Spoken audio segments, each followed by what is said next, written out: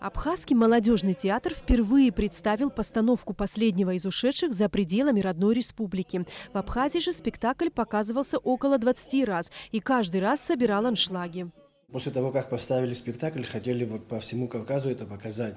Но, к счастью, опередила, можно ее назвать, организатор больших гастролей Асият Мелитокова. В тот день, когда мы премьеру показывали, она присутствовала.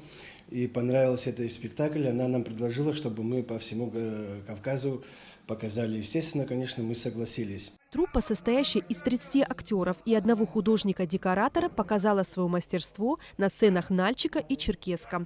Несмотря на волнение и сложность драматической постановки, артисты прекрасно справились с задачей и сумели впечатлить зрителя. Спектакль на самом деле очень тяжелый, что касается и режиссерской работы, и со стороны актерского мастерства, и с технической стороны. Мы с таким настроем, когда всегда начинаем наш спектакль один за всех и все за одного. И вот это вот с начала пути до конца и во время спектакля все, потому что когда ты играешь на стационаре, это совсем другое. Это, как говорится, вот домашний уют, да, домашнее тепло.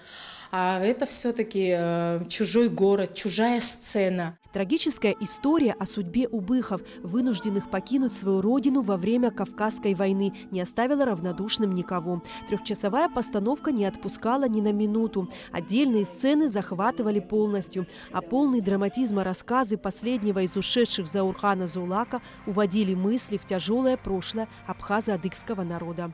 Настолько им понравилось. Даже нас не отпускали. 5, 6, 7 раз мы выходили на поклоны. На самом деле такие теплые впечатления остались у нас. Я надеюсь, что и следующие выезды будут по другим республикам Северного Кавказа. Режиссерское решение, актерская игра и декорации пленили воображение зрителей. Работа молодежного театра Абхазии по-особенному заинтересовала публику.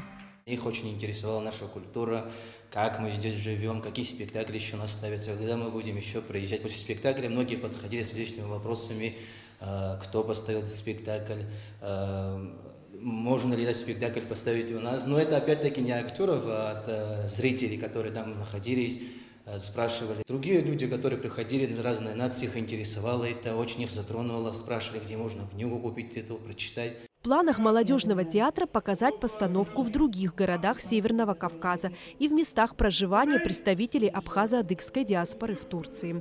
Эсма Гуланзе, Инна Лагухава, Абхазское телевидение.